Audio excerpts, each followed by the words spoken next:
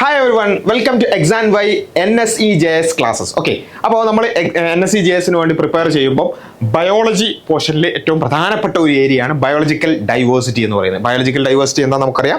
നമുക്ക് ചുറ്റും വളരെ ഡൈവേഴ്സ് ആയ ഒരുപാട് ഓർഗാനിസംസ് ഉണ്ട് അല്ലേ. അതിനൊക്കെ നമ്മൾ ക്ലാസിഫൈ ചെയ്യും, അതിനെ ഐഡന്റിഫൈ ചെയ്യാൻ ശ്രമിക്കും, അതിനെ കൂടുതൽ പഠിക്കാൻ ശ്രമിക്കും അല്ലേ. അപ്പോൾ അതിനെക്കുറിച്ചുള്ള ക്ലാസിഫിക്കേഷനെ കുറിച്ച്, സബ് ക്ലാസിഫിക്കേഷൻസ്, അതിൻ്റെ എക്സാമ്പിൾസ്, അങ്ങനെയുള്ള ഒരുപാട് ഗ്രൂപ്പിങ്ങുകളൊക്കെ നമ്മൾ നടത്തുന്നുണ്ട്. അങ്ങനെയുള്ള കുറേ എക്സാമ്പിൾസ് വെച്ചിട്ടുള്ള ചോദ്യങ്ങളൊക്കെ ഒരു പക്ഷേ വന്നേക്കാം. അപ്പോൾ അത്തരത്തിലുള്ള ക്വസ്റ്റ്യൻസ്, അതെങ്ങനെയാണ് ക്വസ്റ്റ്യൻസ് വരുന്നത്, ഏതൊക്കെ രൂപത്തിൽ ചോദ്യങ്ങൾ വരാം, നമ്മൾ പൊതുവെ സ്കൂളിലൊക്കെ പഠിക്കുന്നതിൻ്റെ കുറച്ച് അപ്പുറത്തേക്ക് ഏത് രൂപത്തിലൊക്കെ ചോദ്യങ്ങൾ വരാം എന്നുള്ളത് നമ്മൾ ഈ ക്വസ്റ്റ്യൻസ് ചെയ്യുമ്പോൾ നമുക്ക് മനസ്സിലാകും. അപ്പം നിങ്ങൾ ചെയ്യേണ്ട ഒരു കാര്യം എന്താണെന്ന് വെച്ചാൽ, നിങ്ങൾ വീഡിയോ കാണുമ്പോൾ ക്വസ്റ്റ്യൻ എക്സ്പ്ലെയിൻ ചെയ്ത് കഴിഞ്ഞാൽ ഒന്ന് പോസ് ചെയ്യുക, നിങ്ങൾ സ്വന്തമായി ഒന്ന് ആൻസർ ചെയ്ത് നോക്കുക, ഒരു പേപ്പർ എടുത്ത് സ്വന്തമായി ഒന്ന് ആൻസർ ചെയ്ത് നോക്കുക, എന്നിട്ട് എക്സ്പ്ലെയിൻ ചെയ്യുമ്പോൾ അതേ ആൻസർ തന്നെയാണോ നിങ്ങൾക്ക് കിട്ടുന്നത്.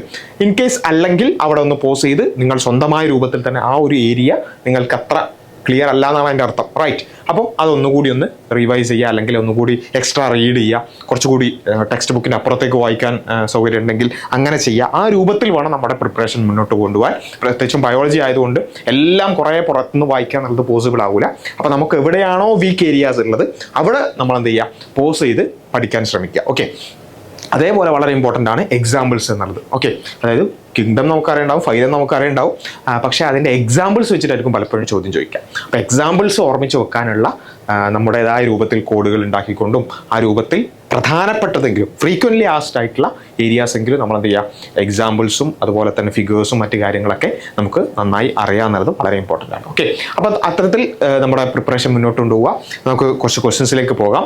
ചിലതൊക്കെ വളരെ സിമ്പിളാണ്, ചിലത് കുറച്ച് അപ്പുറത്തേക്ക് അഡ്വാൻസ്ഡ് ആയിട്ട് പോകുന്ന ക്വസ്റ്റ്യൻസും ഉണ്ടാവാം. ഓക്കെ, അപ്പോൾ anyway first question, the main purpose of classification of organism is to, എന്താണ് ക്ലാസിഫിക്കേഷൻ ഓർഗാനിസംസിൻ്റെ മെയിൻ പർപ്പസ്? സ്റ്റഡി ജിയോഗ്രഫി ആണോ? അങ്ങനെയല്ല അല്ലേ. Locate plants and animals, no.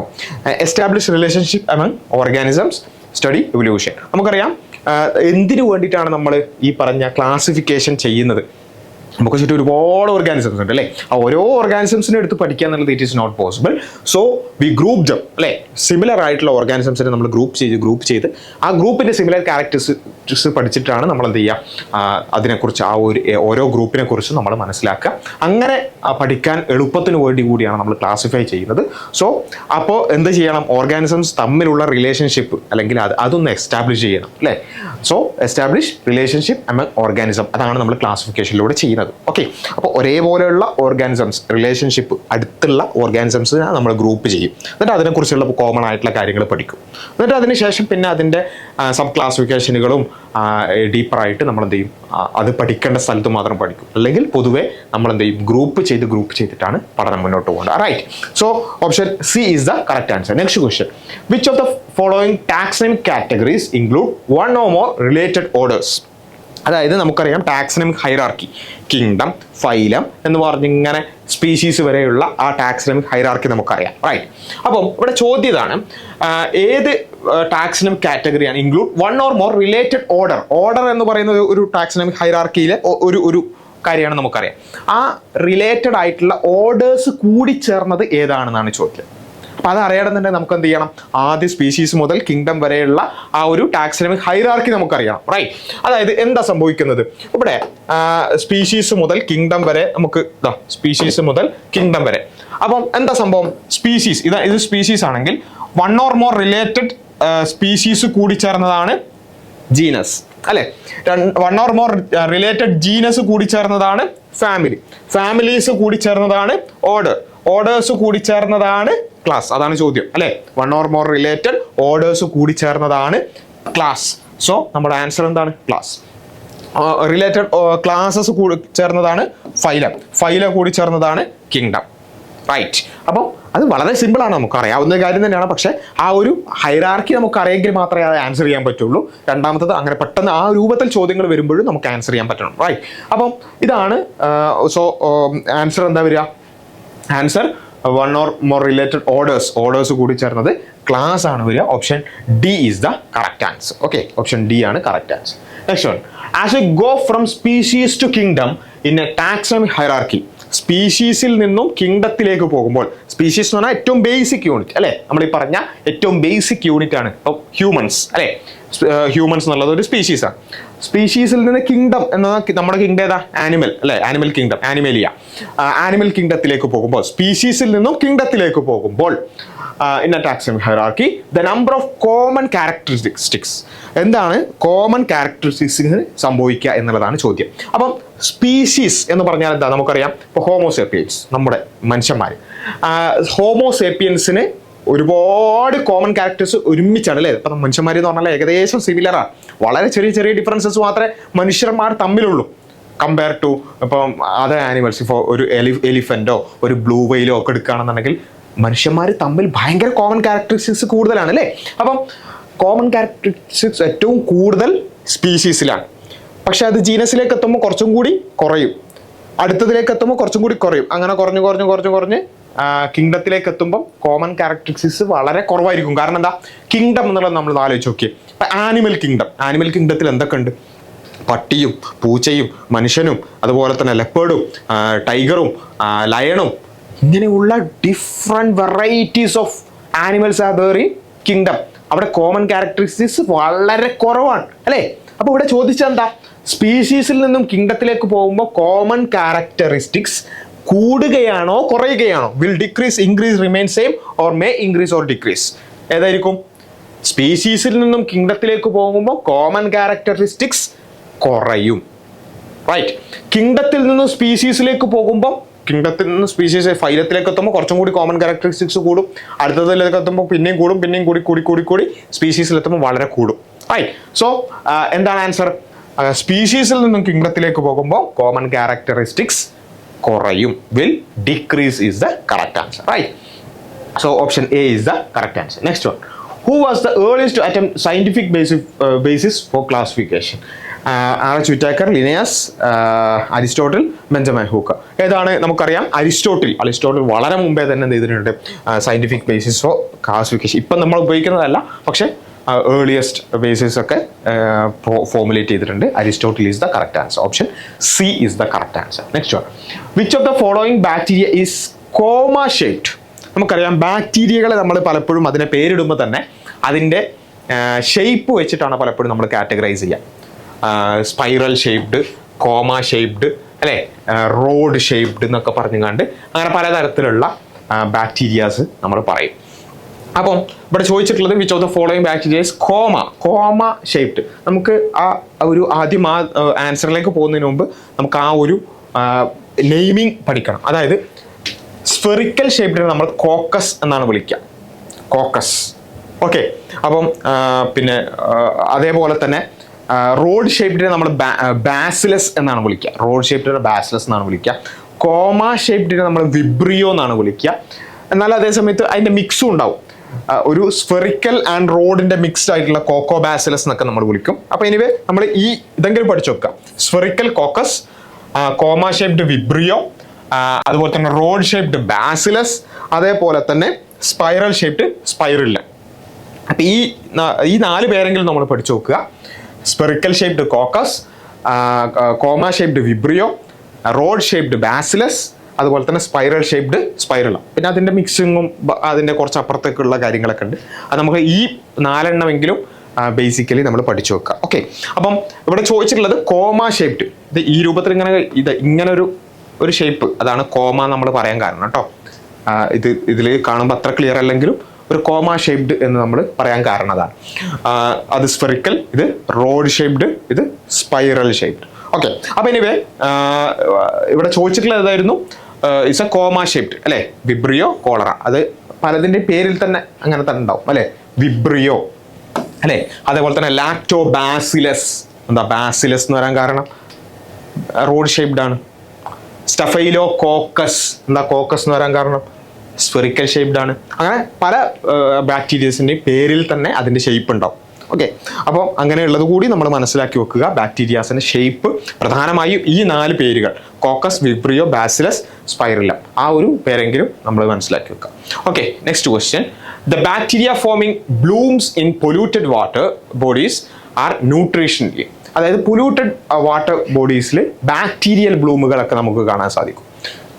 അത് ന്യൂട്രീഷനിൽ എന്താണെന്നാണ് ചോദ്യം. Photosynthetic autotrophs, chemosynthetic autotrophs, heterotrophs, saprophytic. എന്താണ് നമുക്കറിയാം, ഈ പൊല്യൂട്ടഡ് വാട്ടറിൽ ഈ ചില ബാക്ടീരിയാസിന് അതിന് സ്വന്തമായി, അല്ലെങ്കിൽ ബാക്ടീരിയാസോ അല്ലെങ്കിൽ സയനോബാക്ടീരിയാസിനൊക്കെ സ്വന്തമായി ഫോട്ടോസിന്തസിസ്, സ്വന്തമായി ഫുഡ് ഉണ്ടാക്കാൻ കഴിവുള്ള, സൺലൈറ്റ് ഉപയോഗിച്ചുകൊണ്ട് ഫുഡ് ഉണ്ടാക്കാൻ കഴിവുള്ള ബാക്ടീരിയാസ് ഉണ്ടാവും. അതാണ് ബ്ലൂംസ് ഫോം ചെയ്യുക. Bacterias that forms Bloom's in polluted water bodies R typically photosynthetic autotrophs. Photosynthetic autotrophs ആണ് അത്. These bacteria, often cyanobacteria, utilize sunlight to produce their own food through photosynthesis, similar to plants. Plantsനെ പോലെ തന്നെ photosynthetic ആയിട്ടുള്ള bacterias ആണ്. So option A, photosynthetic autotrophs are the correct answer. Polluted വാട്ടറിലൊക്കെ photosynthetic അല്ലെങ്കിൽ ആ ഒരു ബാക്ടീരിയൽ ബ്ലൂംസ് ഫോം ചെയ്യാൻ കാരണം ഫോട്ടോസിന്തറ്റിക് ഓട്ടോട്രോഫ്സ് ആയിട്ടുള്ള അത്തരത്തിലുള്ള ബാക്ടീരിയാസോ അല്ലെങ്കിൽ സയനോ ബാക്ടീരിയാസോ ഒക്കെയാണ്.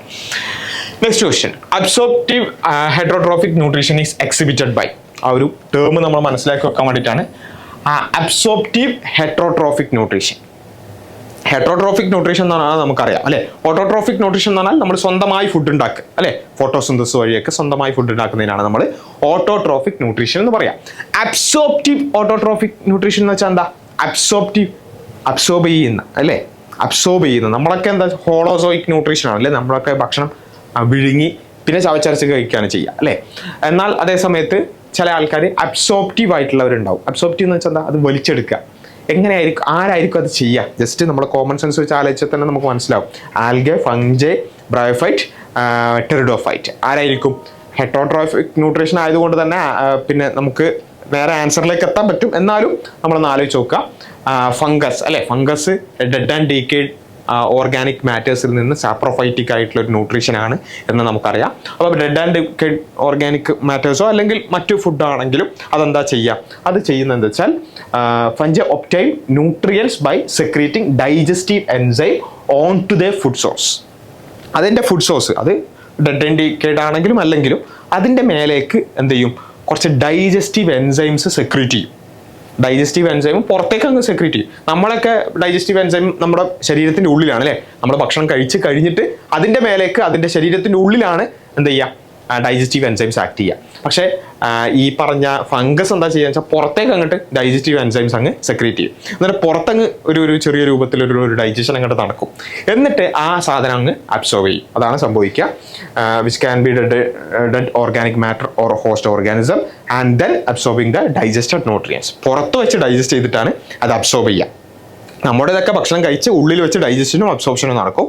പക്ഷേ ഫംഗസിൻ്റെ അത് പുറത്തേക്ക് ഡൈജസ്റ്റീവ് എൻസൈം സെക്രീറ്റ് ചെയ്ത് പുറത്ത് വെച്ച് ഡൈജഷൻ നടന്ന് അത് അബ്സോർബ് ചെയ്യുകയാണ് ചെയ്യുക. സോ അതുകൊണ്ടാണ് അബ്സോർപ്റ്റീവ് ഹെറ്ററോട്രോഫിക് ന്യൂട്രീഷൻ എന്ന് പറയുന്നത്. So answer is option B, fungi അല്ലെ, ഫംഗസ് ആണ് കറക്റ്റ് ആൻസർ. റൈറ്റ്.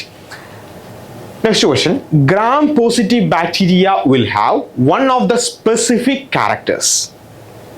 നമ്മളിവിടെ ഗ്രാം പോസിറ്റീവ് ബാക്ടീരിയ അല്ലെ, ചിലപ്പോൾ നമ്മൾ ഒരു പക്ഷേ കൂടുതൽ ഈ ഒളിമ്പ്യാഡുകൾക്കൊക്കെ പ്രിപ്പയർ ചെയ്ത ആളുകൾക്ക് ഫെമിലിയർ ആയിരിക്കും, അല്ലാത്തവർക്ക് ഒരു പുതിയൊരു ടേം ആയിരിക്കും ഗ്രാം പോസിറ്റീവ്, ഗ്രാം നെഗറ്റീവ് എന്നൊക്കെ പറയുന്നത്. നമ്മൾ ആദ്യം മനസ്സിലാക്കേണ്ടത് അങ്ങനെയുള്ള ഒരു ക്ലാസിഫിക്കേഷൻ നമുക്ക് കാണാൻ സാധിക്കും. Gram positive and gram negative bacterias are there. അതെന്താണെന്നുള്ളത് നമുക്ക് എക്സ്പ്ലെയിൻ ചെയ്യാം. അതിനെ ഐഡന്റിഫൈ ചെയ്യുക എന്നുള്ളതാണ് ചോദിച്ചിട്ടുള്ളത്. അതിൻ്റെ ഒരു പ്രത്യേകത, അതിൻ്റെ ക്യാരക്ടറിസ്റ്റിക്സ് എന്താണ് എന്നുള്ളതാണ് ചോദ്യം. ആദ്യം നമുക്ക് എന്താണ് ഗ്രാം പോസിറ്റീവ്, എന്താണ് ഗ്രാം നെഗറ്റീവ് എന്നുള്ളത് നോക്കാം. അതായത് നമുക്ക് മൈക്രോസ്കോപ്പിക് എക്സാമിനേഷൻസ് ഒക്കെ നമ്മൾ നടത്തുമ്പോൾ ബാക്ടീരിയാസ് പ്രധാനമായിട്ടും രണ്ട് തരത്തിൽ ഇങ്ങനെ ഒരു പിങ്കിഷ് കളറും അല്ലെങ്കിൽ ഒരു ബ്ലൂയിഷ് അല്ലെങ്കിൽ ഒരു വയലറ്റ് കളറിലൊക്കെ ആയിട്ട് നമുക്ക് ബാക്ടീരിയാസിനെ കാണാൻ സാധിക്കും. ഇത് നമ്മൾ മനസ്സിലാക്കേണ്ടത്, നമ്മൾ ഇപ്പോൾ നിങ്ങൾ മൈക്രോസ്കോപ്പിലൂടെ ബാക്ടീരിയനൊക്കെ നോക്കിയ ആൾക്കാരാണെന്നുണ്ടെങ്കിൽ ഇത് ബാക്ടീരിയൻ്റെ കളറാണോ? ആണോ? ഒരിക്കലുമല്ല. ബാക്ടീരിയ ഇങ്ങനെ പിങ്ക് കളറിലും അല്ലെങ്കിൽ വയലറ്റ് കളറിലൊക്കെ ആണോ? അല്ല, ബാക്ടീരിയൻ്റെ കളർ അല്ല ഇത്. പിന്നെ എന്താ? നമുക്ക് കാണാൻ വേണ്ടി നമ്മൾ സ്റ്റെയിൻ ചെയ്യുന്നതാണ്, നമ്മൾ കളർ കൊടുക്കുന്നത്. റൈറ്റ്, നമ്മൾ കളർ കൊടുക്കുന്നതാണ് ഇങ്ങനെയുള്ള കളറുകൾ. അപ്പോൾ പിന്നെ നമുക്ക് ഒരേ കളർ കൊടുത്താൽ പോരെ? പിങ്ക് കളറോ അല്ലെങ്കിൽ വയലറ്റ് കളറോ ഏതെങ്കിലും ഒന്ന് കൊടുത്താൽ പോരെ?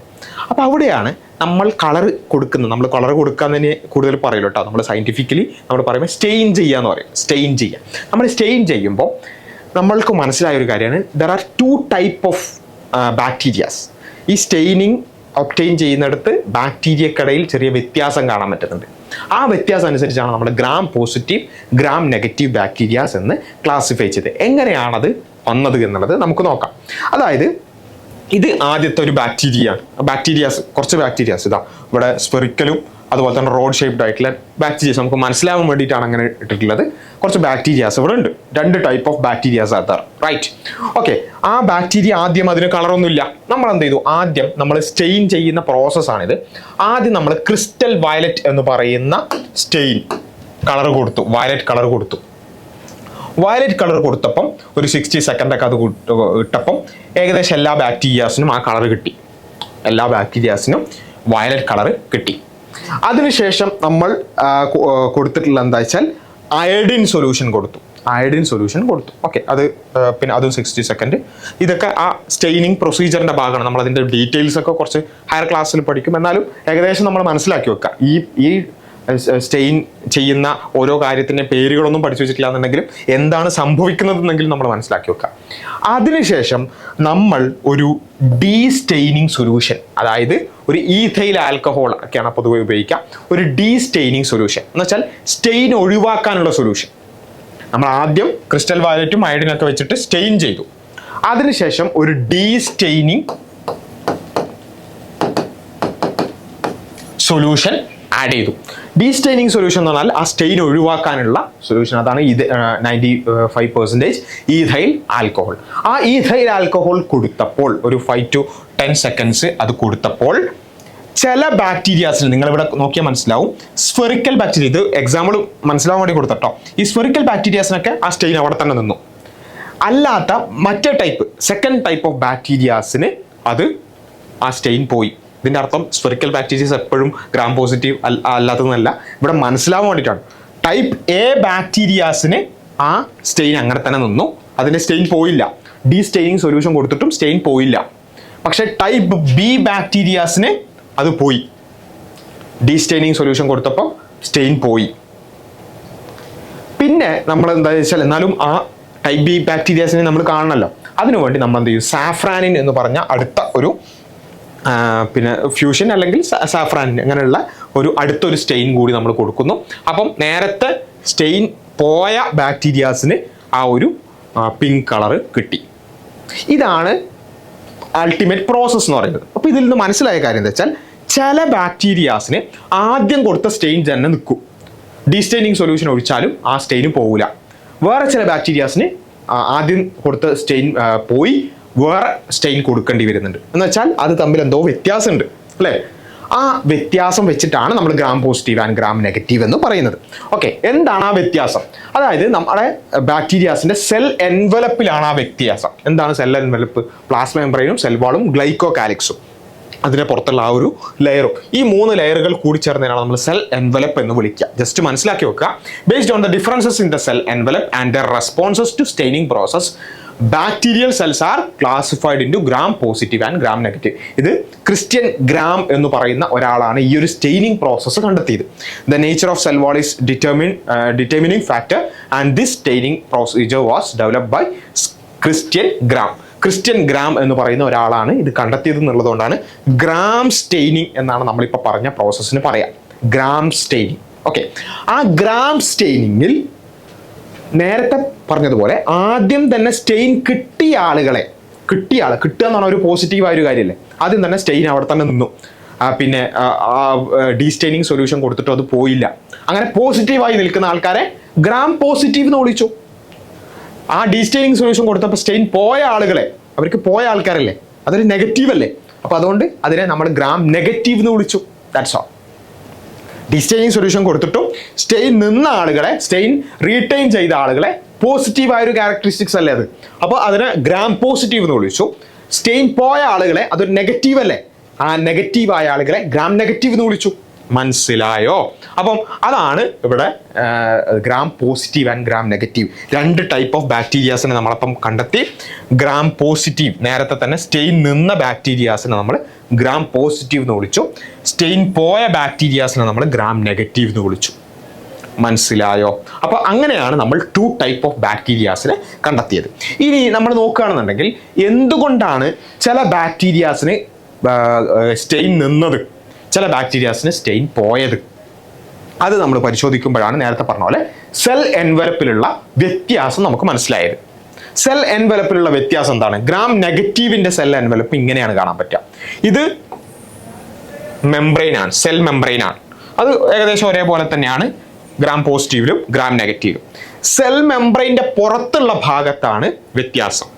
സെൽ മെംബ്രെയിന്റെ പുറത്തുള്ളതിൽ ഗ്രാം നെഗറ്റീവ് ഇതാ ഒരു ചെറിയൊരു പെപ്റ്റിഡോഗ്ലൈക്കാൻ ലെയർ ഔട്ടർ മെംബ്രെയിൻ ഒക്കെ കാണാൻ സാധിക്കും. പക്ഷേ ഗ്രാം പോസിറ്റീവിൻ്റെ വലിയൊരു പെപ്റ്റിഡോഗ്ലൈക്കാൻ ലെയർ ഒക്കെ കാണാൻ സാധിക്കും. ദാറ്റ് മീൻസ് എന്താണ്? ഗ്രാം പോസിറ്റീവ് നേരത്തെ പറഞ്ഞതുപോലെ ആദ്യം തന്നെ സ്റ്റെയിൻ ബ്ലൂ ഓർ പേർപ്പിൾ അല്ലേ. പിന്നെ ഗ്രാം നെഗറ്റീവ് ആണെങ്കിൽ അത് പോയിട്ട് stain read with counter stain. രണ്ടാമത്തെ സ്റ്റെയിനാണ് നമ്മൾ കൗണ്ടർ സ്റ്റെയിൻ എന്ന് പറയുക. അപ്പോൾ രണ്ടാമത്തെ സ്റ്റെയിനാണ് അതിന് കിട്ടുക. അതിൻ്റെ പ്രത്യേകത എന്താണ്? Single 20 to 80 nanometre thick homogeneous peptidoglycan cell wall ഉണ്ടാവും. നമുക്കറിയാം നമ്മുടെ ബാക്ടീരിയാസിൻ്റെ ഒക്കെ cell wall it is made up of peptidoglycan. അതാണിത്, ആ സെൽ വാൾ ഉണ്ടാക്കിയിട്ടുള്ള ആ ഒരു ഭാഗമാണിത്. അപ്പോൾ പെപ്റ്റിഡോഗ്ലൈക്കാൻ അല്ലെങ്കിൽ മ്യൂറീൻ എന്നൊക്കെ നമ്മൾ പറയുന്ന ആ ഒരു കാര്യം കൊണ്ടാണ് ബാക്ടീരിയൻ്റെ സെൽ വാൾ ഉണ്ടാക്കിയിട്ടുള്ളത്. ഗ്രാം പോസിറ്റീവിൻ്റെ നല്ല തിക്കായ പെപ്റ്റിഡോഗ്ലൈക്കാൻ സെൽ വാളാണ്, 20 to 80 നാനോമീറ്റർ. പക്ഷേ ഗ്രാം നെഗറ്റീവിൻ്റെ നിങ്ങൾ കണ്ടില്ലേ, നേരത്തെ കണ്ടതുപോലെ ഇതാ വളരെ തിന്നായ പെപ്റ്റിഡോഗ്ലൈക്കാൻ സെൽ വാളാണ്.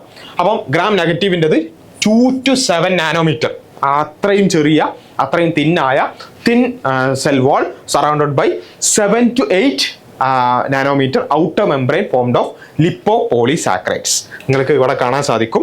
ഇതാ വളരെ 2 to 7 നാനോമീറ്റർ മാത്രം വളരെ തിന്നായ പെപ്റ്റിഡോഗ്ലൈക്കാൻ ലെയറും അതിൻ്റെ പുറത്ത് ഒരു outer membrane. It is made up of lipopolysaccharides. Lipopolysaccharide എന്താ ഈ ലിപ്പോപോളിസാക്കറൈഡ്? ലിപ്പിഡ് എന്നൊക്കെ നിങ്ങൾ കേട്ടിട്ടില്ലേ? ലിപ്പിഡ്, ഓയിൽ അല്ലേ, ഫാറ്റ്. സംഭവമൊന്നുമില്ല, ഒരു വാക്സ് എന്ന് ആലോചിച്ചാൽ മതി. നമുക്ക് ഇപ്പം മനസ്സിലാവാൻ വേണ്ടിയിട്ട് ഒരു വാക്സ്. അതായത് ഈ ഗ്രാം പോസിറ്റീവിൻ്റെ നല്ല തിക്ക് സെൽ വാൾ ഉണ്ടാവും, അതാണ് പുറത്ത്. പക്ഷേ ഗ്രാം നെഗറ്റീവിൻ്റെത് ഒരു തിൻ സെൽ വാൾ ആണെന്ന് മാത്രമല്ല, അതിൻ്റെ പുറത്തൊരു വാക്സും കൂടി അടിച്ചിട്ടുണ്ടാവും. ഒരു വാക്സ് അല്ലെങ്കിൽ ഒരു ഓയിൽ. നിങ്ങളൊന്ന് ആലോചിച്ച് നോക്കുക, ഒരു ഓയിൽ പിന്നെ നമ്മൾ എവിടെയെങ്കിലും നമ്മൾ ഏതെങ്കിലും ഒരു സർഫസിൽ ഓയിൽ തേച്ചാൽ അവിടേക്ക് നമ്മൾ മഷി ഒഴിച്ചാൽ അല്ലെങ്കിൽ ഒരു സ്റ്റെയിൻ ഒഴിച്ചാൽ ഒരു കളർ ഒഴിച്ചാൽ അത് അവിടെ നിൽക്കുമോ? ഇല്ല, അത് പോയി പോവും അല്ലേ. അതെന്നാണ് ഇവിടെ സംഭവിക്കുന്നത് ആലോചിച്ചാൽ മതി. അതായത് ഇതിൻ്റെ സെൽവാളിൻ്റെ പുറത്തൊരു ഓയിലുണ്ട്, ആ ഓയിൽ ഉള്ളതുകൊണ്ട് അതിന് സ്റ്റെയിൻ നിൽക്കുന്നില്ല, അതുകൊണ്ട് അത് നെഗറ്റീവായി, ഗ്രാം നെഗറ്റീവ്. മനസ്സിലായോ? നമുക്ക് പെട്ടെന്ന് ആലോചിക്കാൻ അങ്ങനെയൊക്കെ ആലോചിച്ചാൽ പോരെ അല്ലേ. അപ്പോൾ അതൊക്കെ തന്നെയാണ് അതിൻ്റെ ഒരു റീസൺ. എന്നാലും നമുക്ക് ഏകദേശം അങ്ങനെ ലിപ്പോ എന്നുള്ളത് ലിപ്പിഡ് ആയതുകൊണ്ട് തന്നെ അതൊരു വാക്സ് പോലെയുള്ളൊരു കാര്യമാണ്, അതുകൊണ്ട് അതിന് സ്റ്റെയിൻ നിൽക്കുന്നില്ല. Cell wall contain less lipid, അതായത് ഗ്രാം പോസിറ്റീവിന് ലിപ്പിഡ് കുറവാണ്, ഓയിൽ കുറവാണ്, ആൻഡ് മോർ പ്രോട്ടീൻ, അതുകൊണ്ടാണ് അതിന് സ്റ്റെയിൻ നിൽക്കുന്നത്. ഇവിടെ മോർ ലിപ്പിഡ് 20 to 30% ലിപ്പിഡാണ്, ലെസ് പ്രോട്ടീൻ ആണ്, അതുകൊണ്ട് അവിടെ എന്ത് ചെയ്യുന്നില്ല, സ്റ്റെയിൻ നിൽക്കുന്നില്ല, അതുകൊണ്ടാണ് അത് നെഗറ്റീവ് ആയത്. Cell wall is less porous ആണ്, അവിടെ മോർ പോറസ് ആണ്, മോർ സസെപ്റ്റിബിൾ ടു ആൻറ്റിബയോട്ടിക്സ്. ആൻറ്റിബയോട്ടിക്സിന് നല്ല സസെപ്റ്റിബിൾ ആണ്, പക്ഷേ ഗ്രാം നെഗറ്റീവ് ലെസ് സസെപ്റ്റിബിൾ ആണ്. അപ്പോൾ എനിവേ നമ്മൾ ഇത്രയും കാര്യങ്ങൾ മനസ്സിലാക്കി വെക്കുക. ഇതിൻ്റെ സെൽ എൻവലപ്പിലുള്ള വ്യത്യാസമാണ്. ഗ്രാം പോസിറ്റീവിന് നല്ല തിക്ക് സെൽ വാളാണ്, ഗ്രാം നെഗറ്റീവിന് തിൻ സെൽ വാളാണ്, അതിൻ്റെ പുറത്താണ് ഓയിലും ഉണ്ട്, ലിപ്പോപോളിസാക്കറൈഡ്സ്, അതുകൊണ്ട് തന്നെ അതിന് സ്റ്റെയിൻ നിൽക്കുന്നില്ല. ദാറ്റ്സ് ഓൾ അല്ലേ. നമ്മളൊരു വാസ്ലൈൻ തേച്ചാൽ അതിൻ്റെ മേലെ കളർ ചെയ്യാൻ നോക്കിയാൽ നടക്കുമോ? ഇല്ല. അതേപോലെ ആലോചിച്ചാൽ മതി അല്ലേ.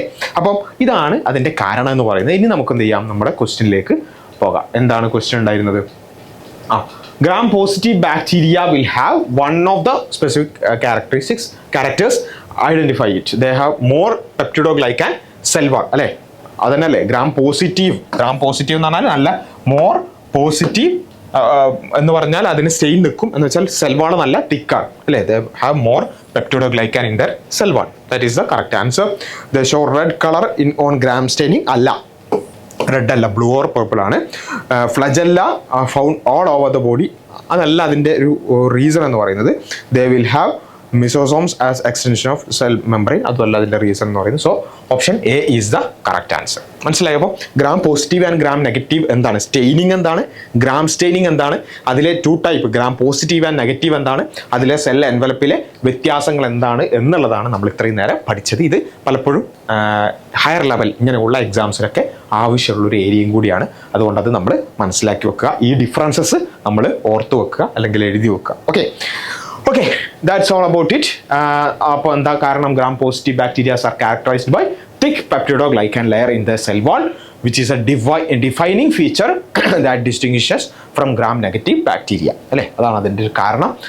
This thick peptidoglycan layer is responsible for their characteristics purple color stain using gram stain method. അല്ലേ, ഇനി mitochondrial equivalent in prokaryotic bacterial cell is, നമുക്കറിയാം നമ്മൾ പൊതുവെ പഠിച്ചിട്ടുണ്ട്, പിന്നെ നമ്മുടെ power house of the cell എന്താണ്? മൈറ്റോകോൺട്രിയ ആണ്. എന്ന് വെച്ചാൽ ATP ഒക്കെ സിന്തസൈസ് ചെയ്യുന്നത് അല്ലെങ്കിൽ അതിൻ്റെ അത്തരത്തിലുള്ള എനർജി സിന്തസൈസിങ് ഒക്കെ നടക്കുന്നത് മൈറ്റോകോൺട്രിയയിലാണ്. പക്ഷെ ആ മൈറ്റോകോൺട്രിയ എവിടെയുള്ളത്? യൂകാരിയോട്ടിക് സെൽസിലാണ്, അല്ലേ? യൂകാരിയോട്ടിക് സെൽസിലാണ് മൈറ്റോകോൺട്രിയ ഉള്ളത്. പക്ഷേ പ്രോകാരിയോട്ടിക് സെൽസിൽ നമുക്ക് മൈറ്റോകോൺട്രിയ കാണാൻ പറ്റുമോ? ഇല്ല. മൈറ്റോകോൺട്രിയ പോലെയുള്ള മെംബ്രെയിൻ ബൗണ്ട് ആയിട്ടുള്ള ഓർഗനൽസ് നമുക്ക് പ്രോകാരിയോട്ടിക് സെൽസിൽ കാണാൻ പറ്റില്ല. അപ്പം പിന്നെ എന്നാൽ അതേ സമയത്ത് നമുക്ക് എന്ത് വേണം? പ്രോകാരിയോട്ടിക് സെൽസിനും എനർജി വേണ്ടേ? മൈറ്റോകോൺട്രിയ ഇല്ലാതെ വിചാരിച്ചിട്ട് എനർജി ഇല്ലാതിരിക്കാൻ പറ്റുമോ? പറ്റൂല. അപ്പം ആ മൈറ്റോകോൺട്രിയക്ക് പകരം എന്താണ് പ്രോകാരിയോട്ടിക് സെൽസിൽ എനർജി ഉണ്ടാക്കാൻ സഹായിക്കുന്നത്? നമ്മൾ പഠിച്ചൊരു കാര്യമാണ്, പ്രോകാരിയോട്ടിക് സെൽസിൽ മെംബ്രെയിൻ ബൗണ്ടായ സെൽ ഓർഗനൽസ് ഇല്ല, അതുകൊണ്ട് മൈറ്റോകോൺട്രിയ ഒന്നും ഉണ്ടാവില്ല. അപ്പോൾ പിന്നെ ഈ പറഞ്ഞ എനർജി സിന്തസിസ് എങ്ങനെയാണ് നടക്കുക? അതാണ് ചോദിച്ച്.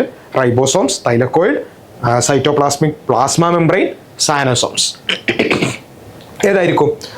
നമുക്കറിയാം സൈറ്റോപ്ലാസ്മിക് പ്ലാസ്മ മെംബ്രെയിൻ ആണ് ബാക്ടീരിയകളിലൊക്കെ എന്ത് ചെയ്യുക, ഈ ATP സിന്തസിന് സഹായിക്കുന്നത്. Mitochondria are the site of ATP production, അതായത് energy production in eukaryotic cells via aerobic respiration. നമുക്ക് എല്ലാവർക്കും അറിയുന്നതാണ്.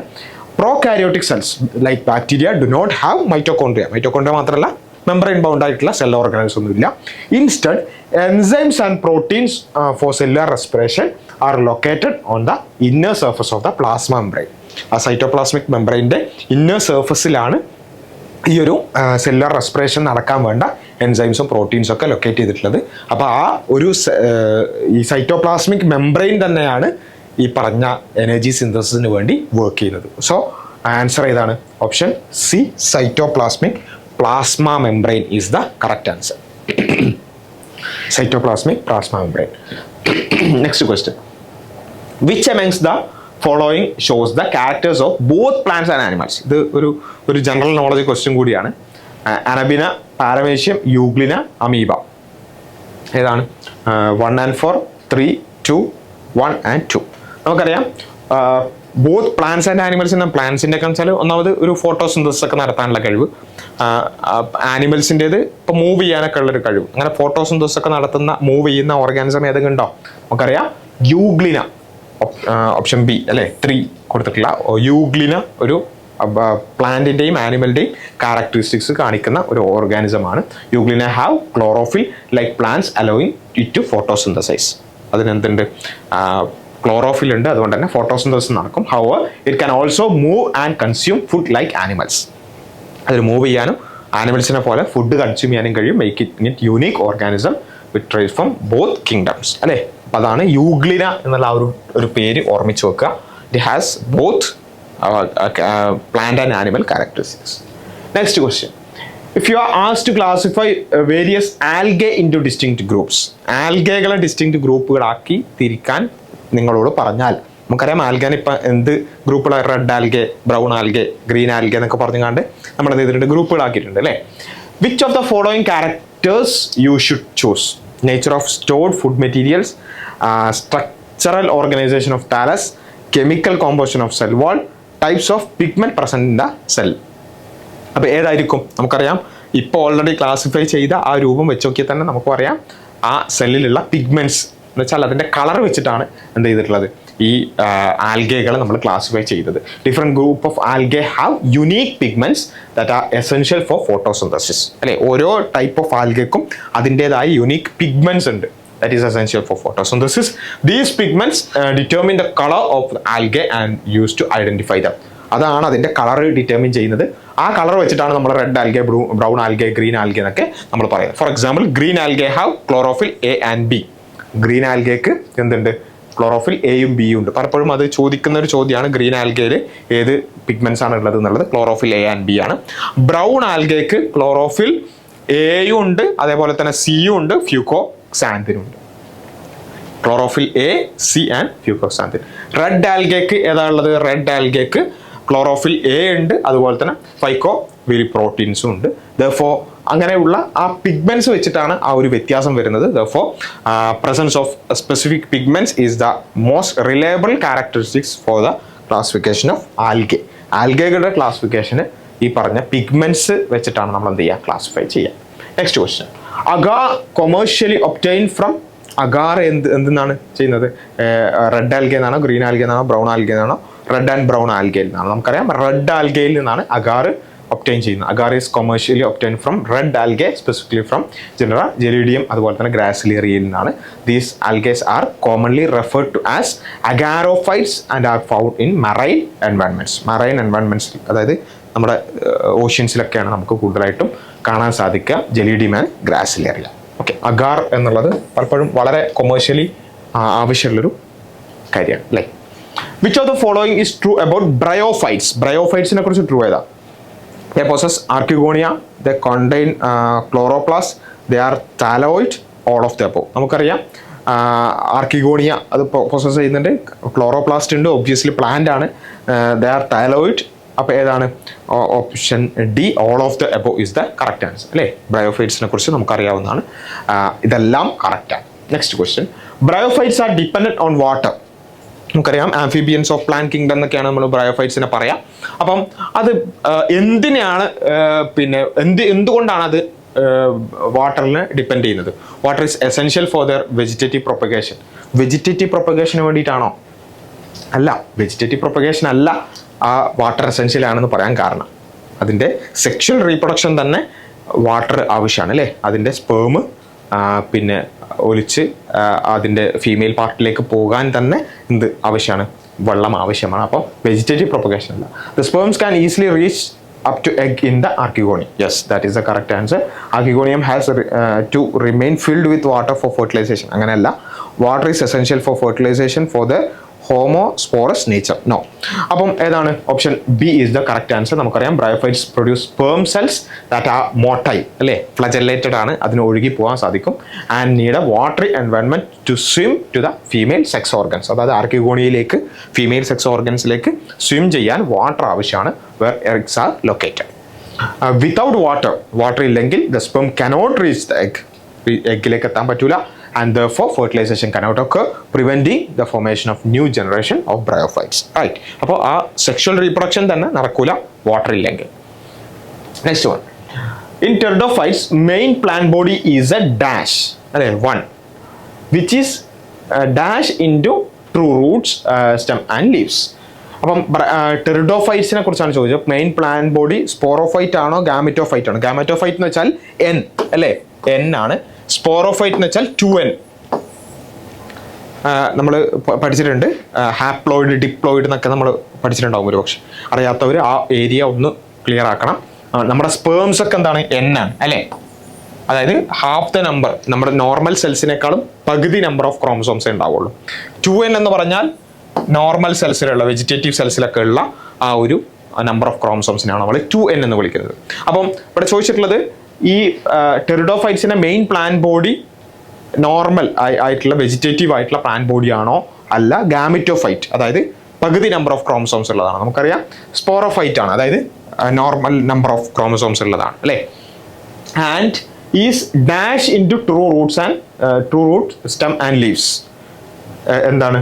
ഡിഫറൻഷിയേറ്റഡ്, നോൺ ഡിഫറൻഷിയേറ്റഡ് എന്നുള്ളതാണ്. ഡിഫറൻഷിയേറ്റ് ചെയ്യാന്ന് പറഞ്ഞതാ റൂട്ട്, സ്റ്റെമ്മ്, ലീഫ് എന്നൊക്കെ പ്രത്യേകം ഡിഫറൻ്റ് ആയിട്ട് നമുക്ക് മനസ്സിലാവാൻ പറ്റുന്ന രൂപത്തിൽ മാറ്റുന്നതിനാണ് നമ്മൾ അങ്ങനെ പിന്നെ ആ രൂപത്തിൽ ഡിഫറൻഷിയേറ്റ് ചെയ്യാൻ നമ്മൾ പറയില്ലേ. അങ്ങനെ ചെയ്യാൻ പറ്റുന്നതിനാണ് നമ്മൾ ഡിഫറൻഷിയേറ്റഡ് എന്ന് പറയാം. റൈറ്റ്. അപ്പം നമുക്കറിയാം ടെറിഡോഫൈറ്റ്സിൻ്റെത് നമുക്ക് പ്ലാന്റ് റൂട്ട്, സ്റ്റെമ്മ്, ലീഫ് എന്നൊക്കെ പ്രത്യേകം ഡിഫറൻഷിയേറ്റ് ചെയ്യാൻ പറ്റും. So they are differentiated also. So എന്താണ് കറക്റ്റ് ഓപ്ഷൻ ഏതായിരിക്കും? Sporophyte and differentiated is the correct answer. So option A is the correct answer. Okay, അപ്പോൾ ആ ടേംസ് ഒക്കെ നമ്മൾ മനസ്സിലാക്കി വെക്കുക. ടെറിഡോഫൈറ്റിൻ്റെത് സ്പോറോഫൈറ്റ് ആയിട്ടുള്ള 2N പ്ലാന്റ് ബോഡി തന്നെയാണ്. Read the following statements. This is an exceptionally large group of plant occurring in wide range of habitat. ഏറ്റവും കൂടുതലുള്ളത് പ്രത്യേകിച്ച് നമുക്കറിയാം. അതെ, ആൻസർ നമുക്കിപ്പോൾ തന്നെ എത്തണ്ട, അടുത്തതിലേക്ക് നോക്കാം. They provide us with food, fuel, medicines and several other commercially important products. Okay, they range in size from tiny almost microscopic to tall trees over metres. നമുക്കറിയാം, ഇത് കാണുമ്പോൾ തന്നെ നമുക്ക് മനസ്സിലാവും ഏറ്റവും കൂടുതലുള്ളത് ഏതാണ്, ഏത് ടൈപ്പാണ്? ആൻജിയോസ്പേംസ് ആണ് ഏറ്റവും കൂടുതലുള്ളത്.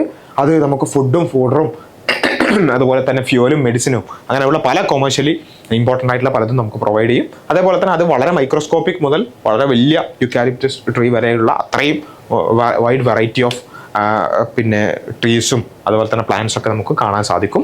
സോ ഏതാണ്? Angiosperms is the correct answer അല്ലേ. ഇതെല്ലാം ഈ പറഞ്ഞ സ്റ്റേറ്റ്മെന്റ്സ് എല്ലാം ചേരുന്നത് ആൻജിയോസ്പേംസിനാണ്. Next one, which one of the following statement is totally wrong about the occurrence of notochord while the other three are correct? നോട്ടോകോഡിന്റെ ഒക്കറൻസിനെ കുറിച്ച് ടോട്ടലി റോങ് ആയിട്ടുള്ള സ്റ്റേറ്റ്മെന്റ് ഏതാണെന്ന് ചോദ്യം. It is present only in the larval tail in Ascidia. Okay, larval ടെയിലാണ് അസിഡിയയിൽ ഉള്ളത്. It is replaced by vertebral column in adult frog. ഫ്രോഗിലൊക്കെ വേർട്ടിബ്രൽ കോളം കൊണ്ട് റീപ്ലേസ് ചെയ്യപ്പെട്ടിട്ടുണ്ട്. It is absent throughout life in Macropus. Macropus എന്ന് പറഞ്ഞാൽ ഒരു kangaroo സ്പീഷിയാണ്, വെറൈറ്റിയാണ്. ഫ്രം ദ വെരി ബിഗിനിങ്, അതായത് കങ്കാരുവിൻ്റെ അല്ലെങ്കിൽ ആ മാക്രോപ്പസിൻ്റെ ലൈഫിൽ അത് കംപ്ലീറ്റ്ലി ആബ്സെൻ്റ് ആണെന്നാണ് പറയുന്നത്. അതൊരിക്കലും ശരിയല്ല അല്ലേ, കങ്കാരു ഒരു വെർട്ടിബ്രേറ്റ് ആണ്. It is present throughout life in Amphioxus. അത് ശരിയാണ്. സോ ഓപ്ഷൻ സി ആണ് കംപ്ലീറ്റ്ലി റോങ് ആയിട്ട് വരുന്നൊരു കാര്യം. Macropus is a genus of kangaroos which are mammals and therefore chordates അല്ലേ. മാമൽസ് ആണ്, അതുകൊണ്ട് കോഡേറ്റ്സ് ആണ്. All chordates including mammals have a notochord at least during embryonic development. Embryonic ഡെവലപ്മെന്റിന്റെ സമയത്തെങ്കിലും എന്തുണ്ടാവും? കോഡേറ്റ്സിനൊക്കെ അതിന് നോട്ടോകോഡ് പ്രസന്റ് ആയിരിക്കും. അത് കംപ്ലീറ്റ്ലി ആബ്സെന്റ് ആണ് എന്ന് പറയാൻ പറ്റില്ല. It is rate replaced by vertebral column. പൊതുവെ ഈ കോഡേറ്റ്സിലൊക്കെ അല്ലെങ്കിൽ മാമൽസിലൊക്കെ ഈ പിന്നീട് വേർട്ടിബ്രൽ കോളം കൊണ്ട് നമ്മളിലൊക്കെ അത് ചെയ്യുന്നുണ്ട്, റീപ്ലേസ് ചെയ്യപ്പെടുന്നുണ്ട്.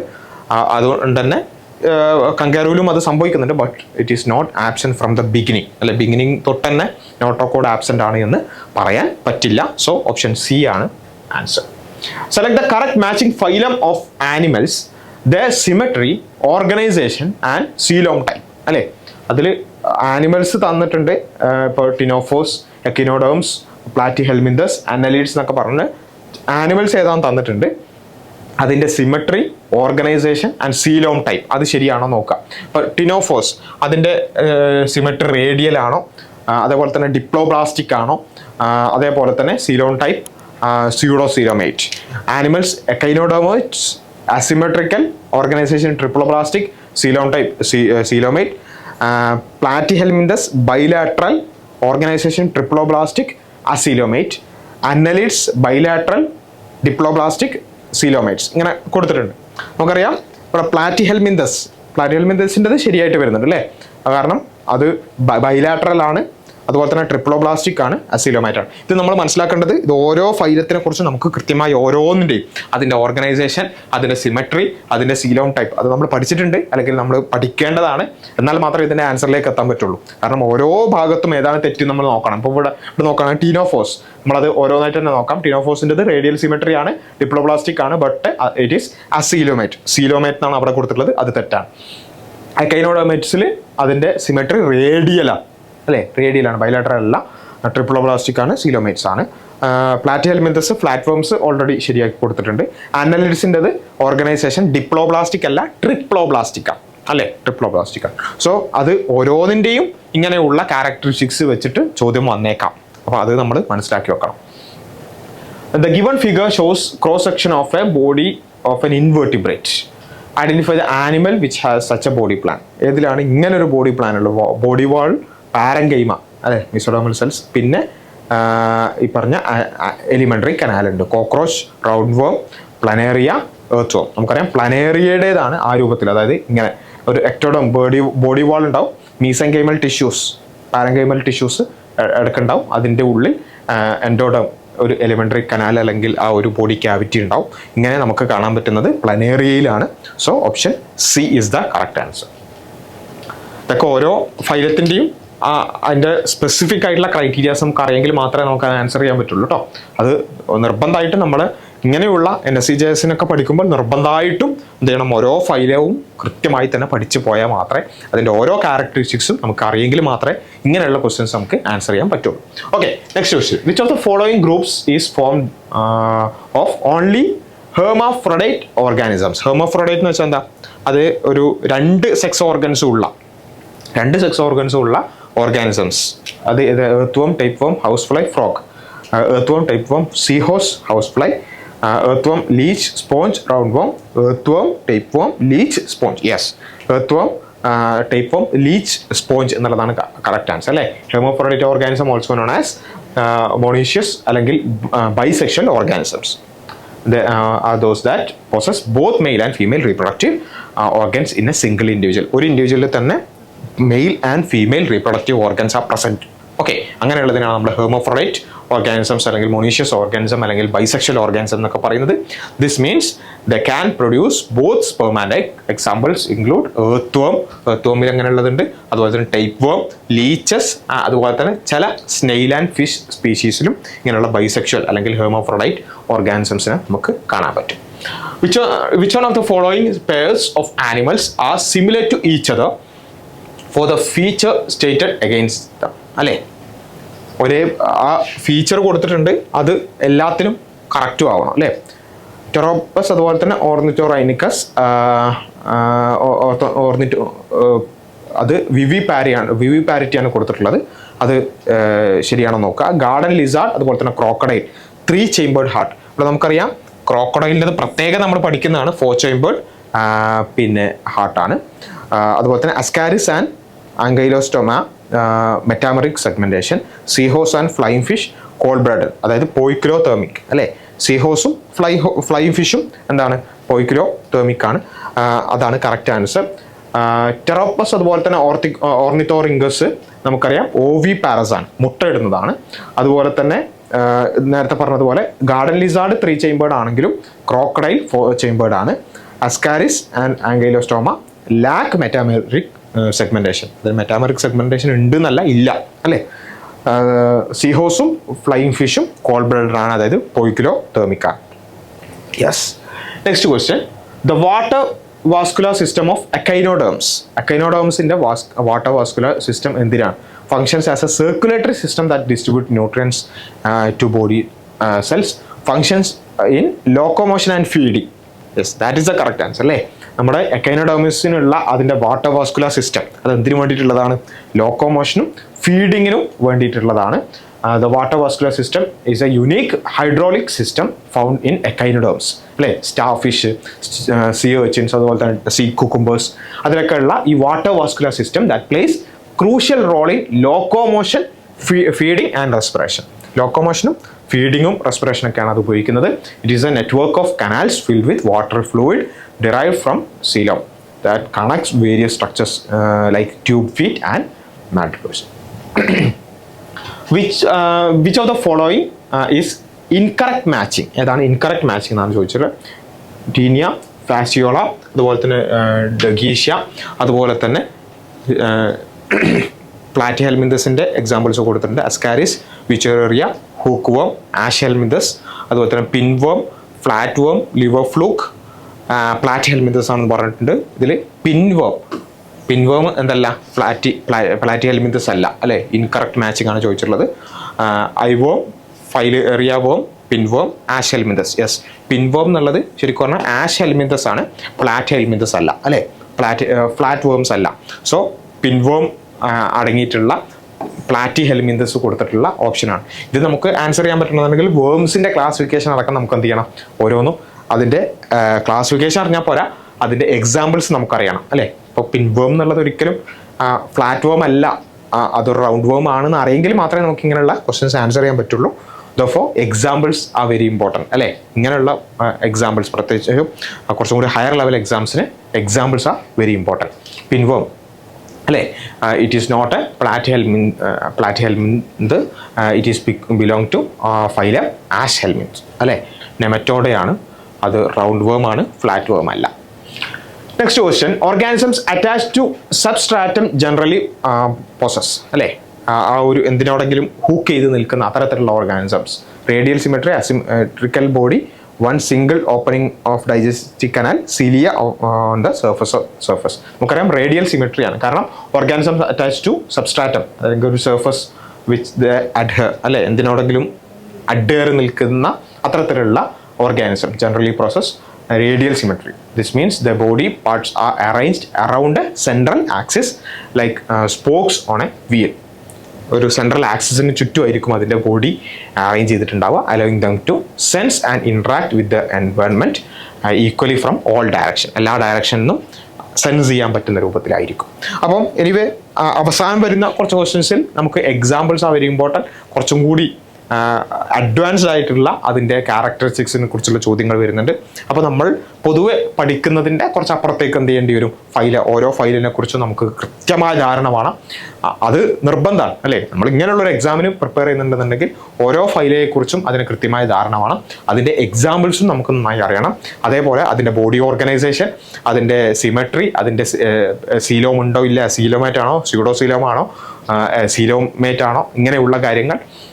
അതുപോലെ തന്നെ ട്രിപ്ലോപ്ലാസ്റ്റിക്, ഡിപ്ലോപ്ലാസ്റ്റിക്, ഓരോ ഫൈലത്തെ കുറിച്ചുള്ള അങ്ങനെയുള്ളൊരു ധാരണ നമുക്കുണ്ടാവണം. അത് ക്ലിയർ ആക്കിയതിന് ശേഷം മാത്രമേ നമുക്ക് അഡ്വാൻസ്ഡ് ക്വസ്റ്റ്യൻസ് എന്തായാലും ചെയ്യാൻ പറ്റുള്ളൂ.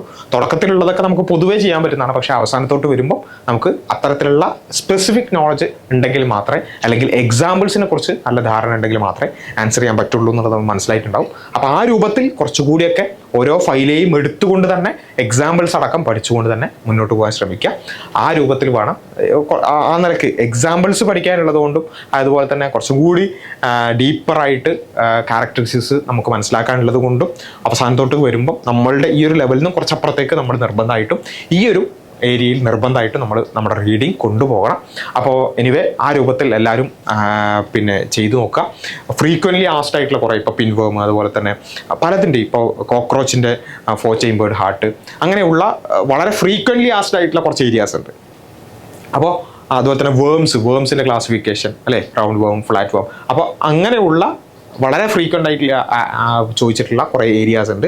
അത് നമുക്ക് കുറേ ക്വസ്റ്റ്യൻസ് ചെയ്യുമ്പോഴാണ് മനസ്സിലാവുക, അല്ലാതെ മൊത്തത്തിൽ നമ്മൾ പഠിക്കാൻ നിന്നാലും ഒരുപാടുണ്ടാവും. എന്നാലും ഫ്രീക്വൻ്റ്ലി ആസ്ഡ് ആയിട്ടുള്ള ഏരിയാസ് നമുക്ക് എന്ത് ചെയ്യാം, ഇപ്പോൾ ഇവിടെ ചോദിച്ചിട്ടുള്ള പോലെയുള്ള ഏരിയാസൊക്കെ നമ്മൾ പ്രധാനമായിട്ടും വളരെ ഇമ്പോർട്ടൻ്റ് ആയിട്ടുള്ള ഏരിയാസാണ് നമ്മൾ പ്രധാനമായിട്ടും ഈ ഒരു വീഡിയോയിൽ ചെയ്തിട്ടുള്ളത്. അപ്പോൾ അങ്ങനെയുള്ള ഏരിയാസ് പിക്ക് ചെയ്ത് തന്നെ പഠിക്കണം എന്നുണ്ടെങ്കിൽ കുറേ ക്വസ്റ്റ്യൻസ് നമ്മൾ ചെയ്യുക എന്നുള്ളത് വളരെ ഇമ്പോർട്ടൻ്റ് ആണ്. ഓക്കെ, അപ്പോൾ ആ രൂപത്തിലൊക്കെ പരമാവധി ക്വസ്റ്റ്യൻസ് ചെയ്യുക, എക്സ്ട്രാ റീഡ് ചെയ്യാൻ ശ്രമിക്കുക. ഓരോ ഫയലത്തെക്കുറിച്ചും എക്സാമ്പിൾസ് വെച്ചിട്ട് നമ്മൾ ഒരു കോളംസ് ഉണ്ടാക്കിക്കൊണ്ട് തന്നെ പഠിക്കാൻ ശ്രമിക്കുക. അങ്ങനെയൊക്കെ ചെയ്താൽ നമുക്ക് എന്ത് ചെയ്യാൻ പറ്റും, ഈ എക്സാം വളരെ നല്ല രൂപത്തിൽ അറ്റൻഡ് ചെയ്യാൻ സാധിക്കും. Okay, all the best. Thank you.